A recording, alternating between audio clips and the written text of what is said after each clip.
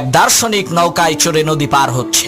এমন সময় সে নৌকার মাঝিকে বলল, ভাই তুমি কি ভূগোল চেনো? তখন মাঝি বলল, জনাব, এই ভূগোল হইল ধনী মানুষের খাবার, আমরা হইলাম গরিব মানুষ। ভূগোলের মতো এত দামি জিনিস খাওয়া তো দূরের কথা, জীবনে ভূগোল চোখেও দেখি নাই। মাঝির এই কথা শুনে সেই দার্শনিক বলল, বেটা বেকুব, ভূগোল কি খায় নাকি? তুমি এখনো ভূগোল চেনো না? তোমার তো জীবনের 6 আনাই শেষ।